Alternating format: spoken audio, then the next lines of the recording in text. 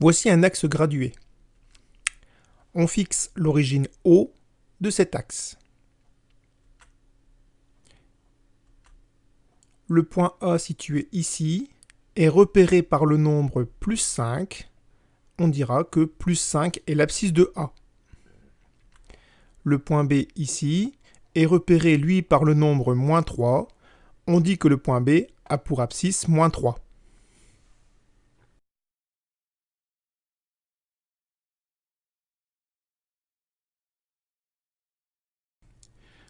Voici un repère avec l'axe des abscisses qui est l'axe horizontal, l'axe des X, et l'axe des ordonnées qui est l'axe vertical, l'axe des Y.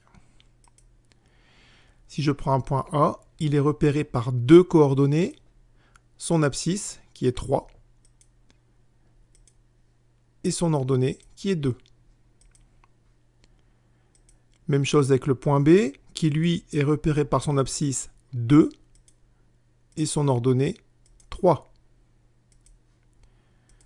Si je prends un point C, à cet endroit, il est repéré donc par son abscisse ici, à savoir moins 4, et par son ordonnée ici, à savoir 2. Pour le point D, son abscisse est égal à moins 3.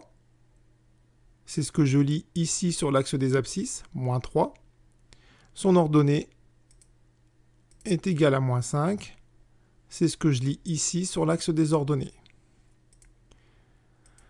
Alors attention, on doit toujours lire d'abord l'abscisse et ensuite l'ordonnée. Ça a une importance. Si vous regardez les points A et B qui sont ici, le point A a pour abscisse 3 et ordonnée 2, alors que B a pour abscisse 2 et ordonnée 3. Ce ne sont pas les mêmes points.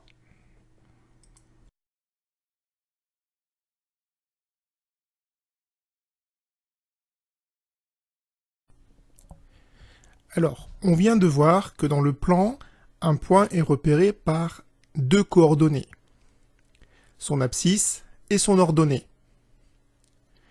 Ici, l'abscisse x du point A vaut 4. Et l'ordonnée du point A, que l'on appelle y, vaut 6. Mais dans l'espace, il faut ajouter un troisième axe et donc une troisième dimension. Cette troisième dimension, on l'appelle l'altitude ou la côte.